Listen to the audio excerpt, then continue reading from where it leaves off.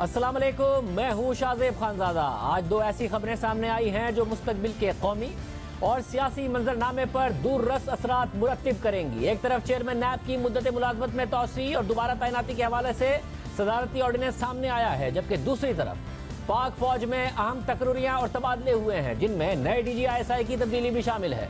ISPR के मुताबिक मौजूदा DG/ISI lieutenant general Faiz Hamid को कोर कमांडर पेशावर तैनात किया गया है, जबकि corps commander Karachi lieutenant general Nadeem Ahmed Anjum को नया DG/ISI मुकर्रर कर दिया गया है। इसके अलावा साबिक DG rangers Sindh lieutenant general Mohammad Saeed को corps commander Karachi, lieutenant general Mohammad Amir को corps commander Gujranwala, lieutenant general Asim Munir को क्वार्टर मास्टर जनरल और लेफ्टिनेंट जनरल नौमान महमूद को नेशनल डिफेंस यूनिवर्सिटी का सदर तैनात किया गया है, जबकि मेजर जनरल आसिम मलिक को लेफ्टिनेंट जनरल के ओहदे पर तरक्की देकर एडजुटेंट जनरल मुकर्रर कर दिया गया है। नए DG/ISI lieutenant general Nadeem Ahmed Anjum इस वक्त कोर कमांडर कराची के तौर पर खिदमत अंजाम दे रहे हैं। ISPR के मुताबिक लेफ्टिनेंट जनरल नदीम अहमद अंजुम को रिवायती और गैर रिवायती खतरात के माहौल में कमांड का वसी तजर्बा है। उन्होंने पंजाब रेजिमेंट के लाइट एंटी टैंक बटालियन में कमीशन हासिल किया। Lieutenant general Nadeem Ahmed Anjum NDU Islamabad से ग्रेजुएट हैं, जबकि masters degree King's College London और NDU इस्लामाबाद से हासिल की। ISPR के मुताबिक लेफ्टिनेंट जनरल नदीम अहमद अंजुम को कमांड स्टाफ और इंस्ट्रक्शनल असाइनमेंट्स का तजर्बा है। उन्होंने मगरबी सरहद और LOC पर कमांड की है, जनूबी वजीरिस्तान में इन्फेंट्री ब्रिगेड को कमांड किया और बलोचिस्तान में भी तवील खिदमत अंजाम दी हैं। लेफ्टिनेंट जनरल नदीम अहमद अंजुम ने एक इन्फेंट्री ब्रिगेड को ऑपरेशन ज़र्ब अज़ब में कमांड किया, कुर्रम एजेंसी और हंगू में इन्फेंट्री ब्रिगेड को कमांड किया, जबकि ऑपरेशन रद्दुल फसाद के दौरान IGFC बलोचिस्तान भी रहे। Lieutenant general Nadeem Ahmed Anjum NDU PMA और स्टाफ कॉलेज कोयटा में इंस्ट्रक्टर रहे और स्टाफ कॉलेज कोयटा के कमांडेंट भी रहे हैं। ISI के मौजूदा सरबराह लेफ्टिनेंट जनरल फैज हमीद को कोर कमांडर पेशावर तैनात किया गया है। लेफ्टिनेंट जनरल फैज हमीद को 16 जून 2019 को DG/ISI मुकर्रर किया गया था। वो 2 साल से जायद इस ओहदे पर तैनात रहे। बतौर DG/ISI जनरल फैज हमीद का दौर वाकयात से भरपूर रहा, हालांकि DG/ISI बनने से पहले भी उनका नाम घर घर जाना जाता था और ये तासुर आम था कि जनरल फैज हमीद गैर मामूली इख्तियारात रखते हैं। ISI का सरबराह बनने से पहले वो बतौर लेफ्टिनेंट जनरल 2 माह तक GHQ में एडजुटेंट जनरल तैनात रहे, जबकि अप्रैल 2019 में लेफ्टिनेंट जनरल के ओहदे पर तरक्की पाने से पहले ISI में DG काउंटर इंटेलिजेंस रहने वाले मेजर जनरल फैज हमीद का नाम भी खबरों में रहा। 2018 के आम इंतखाबात के मौके पर भी general Faiz Hamid DG counter intelligence थे और 27 नवंबर 2017 को जब फैजाबाद धरना खत्म करने के मुआहदा तय पाया तो उस पर मेजर जनरल फैज हमीद के भी दस्तखत मौजूद थे।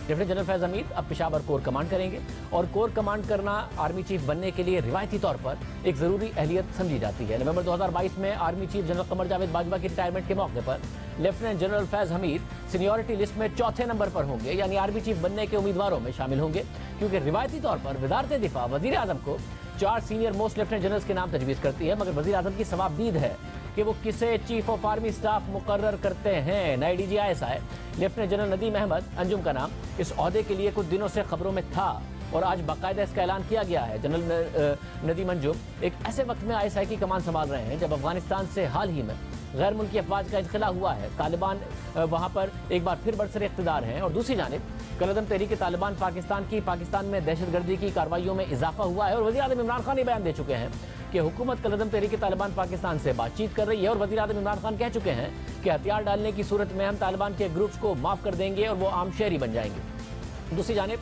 हुकूमत ने आज चेयरमैन नैब की मुद्दत मुलाजमत में तौसी का ऑर्डिनेंस जारी कर दिया है, मगर चेयरमैन नैब की तैनाती के हवाले से अपोजिशन लीडर शहबाज शरीफ से मुशावरत के मामले पर हुकूमत में वाज़ेह तकसीम है। वफाकी वज़ीर कानून फ़रोग़ नसीम की अलग राय है और वफाकी वज़ीर इत्तलात फवाद चौधरी की अलग राय है। जो तकसीम कल अलग अलग वाज़ेह नज़र आ रही थी, आज वो एक साथ बैठ कर भी नजर आई। वफाकी वज़ीर कानून फ़रोग़ नसीम और वज़ीर इत्तलात फवाद चौधरी ने आज प्रेस कॉन्फ्रेंस की और अपोजिशन लीडर से मुशावरत पर जैसे ही फ़रोग़ नसीम ने बात की तो देखिए फवाद चौधरी ने क्या कहा। हमारे और फवाद में अगेन कोई डाइकोटोमी नहीं है हमारे नैरेटिव में, बयानी में। और फिर से मैं रिपीट करता हूँ, अपॉइंटमेंट करेंगे चेयरमैन नैब की सदर Pakistan in consultation with leaders of the house and opposition of the national assembly, यानी सदर साहब जो है वो दोनों की कंसल्टेशन करेंगे, PM नहीं करेंगे। ठीक है जी। नहीं, इसमें वैसे मैं थोड़ा सा जो कि तो एक लीगल पॉइंट ऑफ व्यू है फ़रोग़ नसीम साहब ने सामने रखा है। प्राइम मिनिस्टर साहब बिल्कुल शहबाज शरीफ से कंसल्टेशन नहीं करेंगे। नाउ इट्स अप टू मैं, because I speak for prime minister, president साहब का प्रेसिडेंट हाउस से मैंने भी नहीं पूछा उनकी क्या इसके ऊपर ओपिनियन है, क्योंकि देखिए हमारी बड़ी वाज़ी ओपिनियन है और फरोग नसीम साहब ने पूरा लॉ आपके सामने ये रखा है। अपोजिशन से मुशावरत यस, शहबाज शरीफ से मुशावरत नो, ये सिंपल वाला। मैंने कल भी कहा अगर आपको शौक है शहबाज शरीफ से लीडर ऑफ द अपोजिशन से मुशावरत कराने का, आप लीडर ऑफ द अपोजिशन बदल लें और आराम से अपनी मुशावरत कर लें, क्योंकि देखिए ये बड़ा बेहुदा बात है कि आप चोर से पूछ के कहें कि जनाब बताइए आपका थानेदार कौन होगा। फरोग नसीम का मौक़िफ़ है कि नैब के कानून के मुताबिक सदर मुमलिकत वज़ीर आज़म और अपोजिशन लीडर से मुशावरत करके चेयरमैन नैब की तकरीरी करेंगे। फरोग नसीम वाज़ेह पोजीशन ले रहे हैं कि शहबाज शरीफ से मुशावरत होगी, मगर ये मुशावरत वज़ीर आज़म नहीं सदर करेंगे। मगर फवाद चौधरी का मौक़िफ़ है कि अपोजिशन से मुशावरत हो सकती है मगर शहबाज शरीफ से नहीं होगी। यही वज़ीर आज़म की भी पोजीशन है। अगर यही वज़ीर आज़म की पोजीशन है तो ऑर्डिनेंस में क्यों लिखा है कि सदर पाकिस्तान वज़ीर आज़म और अपोजिशन लीडर से मुशावरत के बाद चेयरमैन नैब की तैनाती करेंगे? अगर सदर मुशावरत करेंगे मगर वज़ीर आज़म नहीं करेंगे तो मसला उसूल का है या फिर वज़ीर आज़म की अना का है? वज़ीर कानून और वज़ीर इत्तलात की राय में इख्तलाफ कल भी नजर आया था। कल भी फरोग नसीम अपोजिशन लीडर से मुशावरत की बात करते रहे, जबकि फवाद चौधरी इसका इनकार करते रहे और ये एक बार नहीं बार बार होता रहा। वज़ीर आज़म साहब बड़ी वाज़ेह तौर पे ये बात कह चुके हैं, हम शहबाज शरीफ साहब से कंसल्टेशन नहीं करेंगे अगले चेयरमैन की तैनाती के लिए। शहबाज शरीफ से ही मुशावरत होगी।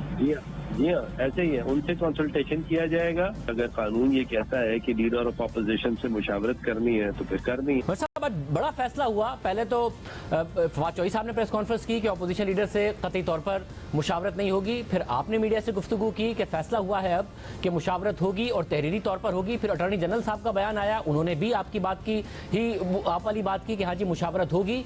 मगर फिर फवाद चौधरी साहब का स्टेटमेंट सामने आया मीडिया पर कि मुशावरत कतई तौर पर नहीं होगी। मतलब होगी या नहीं होगी क्या? क्योंकि आप वज़ीर कानून हैं, आप बताइए।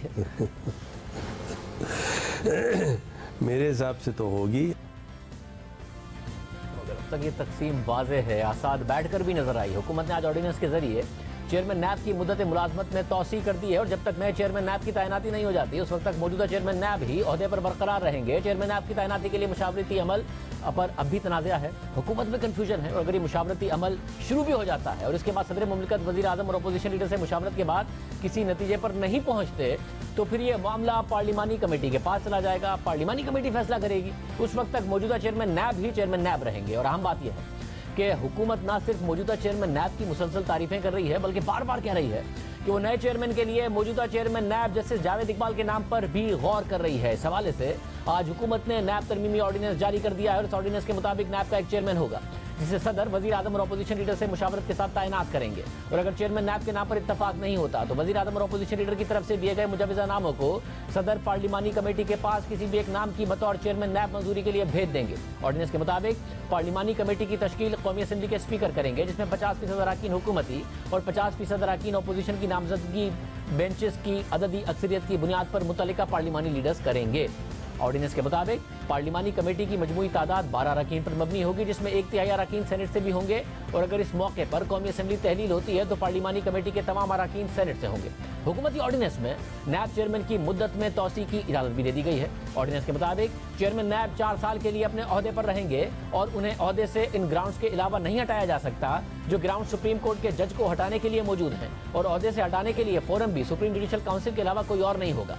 ऑर्डिनेंस के मुताबिक चेयरमैन नैब की 4 साल मुद्दत खत्म होने के बाद मौजूदा चेयरमैन को सदर दोबारा 4 साल के लिए तैनात कर सकते हैं और ऐसा करने के लिए भी वही उसूल लागू होंगे जो किसी नए चेयरमैन की तैनाती के लिए होते हैं। नैब ऑर्डिनेंस के मुताबिक किसी भी नए चेयरमैन की तैनाती तक जाने वाली चेयरमैन अपने फराइज की अंजामदही बरकरार रखेंगे और इन तमाम इख्तियारात के साथ वो अपना काम जारी रखेंगे जो चेयरमैन नैब के पास होते हैं। चेयरमैन नैब की तैनाती और तौसी के अलावा भी नैब कवानीन में दीगर तरामीम की गई हैं। ऑर्डिनेंस के मुताबिक नैब कानून का इतलाक वफाकी, सूबाई और मकामी टैक्सेशन के मामलात पर नहीं होगा। वफाकी और सूबाई काबीना कमेटियों और ज़ेली कमेटियों के फैसले नैब के दायरा इख्तियार में नहीं होंगे। मुश्तरका मुफादात काउंसिल, NEC, NFC और एक्निक के फैसले भी नैब के दायरा इख्तियार से बाहर होंगे। इसके अलावा CDWP और PDWP के फैसले भी नैब के दायरा इख्तियार से बाहर होंगे। किसी भी शख्स या इदारे जिसका ताल्लुक या जिसकी ट्रांजैक्शन का ताल्लुक बिलवास्ता या बिलावास्ता किसी अवामी ओहदेदार से नहीं, वो भी नैब के दायरा इख्तियार से बाहर होंगे। कवायद की बेज़ाब्तगी के हवाले से अवामी या हुकूमती मनसब भी नैब के दायरे अख्तियार से बाहर होंगे। सिर्फ माली फवाइद की सूरत में हुकूमती या अवामी मनसूबा नैब के दायरे अख्तियार में होगा। ऑर्डिनेंस के मुताबिक सदर चीफ जस्टिस के साथ मुशावरत करके मुल्क भर में इतनी एहतसाब अदालतें कायम कर सकते हैं जितनी वो ज़रूरी समझते हैं, और सदर एहतसाब अदालत के जज के लिए मुतल्लिका हाई कोर्ट के चीफ जस्टिस के साथ मुशावरत के बाद हर उस शख्स को तैनात कर सकते हैं जो डिस्ट्रिक्ट और सेशन या एडिशनल डिस्ट्रिक्ट सेशन जज के तौर पर अपने फ़राइज़ अंजाम दे रहा हो, और उस शख्स को भी तैनात कर सकते हैं जो किसी हाई कोर्ट का जज रहा हो या रिटायर्ड डिस्ट्रिक्ट एंड सेशन जज हो या खुसूसी अदालत का मौजूदा या रिटायर्ड जज हो, मगर इस सूरत में तैनाती के वक्त उसकी उम्र 68 साल से ज़्यादा ना हो। जबकि एहतसाब अदालत के जज को 3 साल के लिए तैनात किया जाएगा। ऑर्डिनेंस के तहत तमाम जराइम नाकाबिल ज़मानत होंगे। सिर्फ एहतसाब अदालत के पास जमानत या मुलजिम की रिहाई का इख्तियार होगा। नैब मुलजिम को करप्शन की रकम के मुसावी ज़र जमानत जमा करने पर जमानत मिल सकेगी, जबकि चेयरमैन नैब प्रोसिक्यूटर जनरल की मुशावरत से रेफरेंस दायर करेंगे और एहतसाब अदालत रोजाना की बुनियाद पर केसेस की समाअत करके 6 माह के अंदर उसे निपटाएगी। जबकि चेयरमैन नैब हकाइक और केस के वाकयात को देखकर प्रोसिक्यूटर जनरल के साथ मुशावरत करके रेफरेंस दायर करेंगे, और रेफरेंस दायर करने के बाद अगर चेयरमैन नैब को प्रोसिक्यूटर जनरल के साथ मुशावरत के साथ लगा कि रेफरेंस जुज़वी या मजमूई तौर पर बिला जवाज़ है, तो अदालत से रेफरेंस के खात्मे की सिफारिश कर सकते हैं।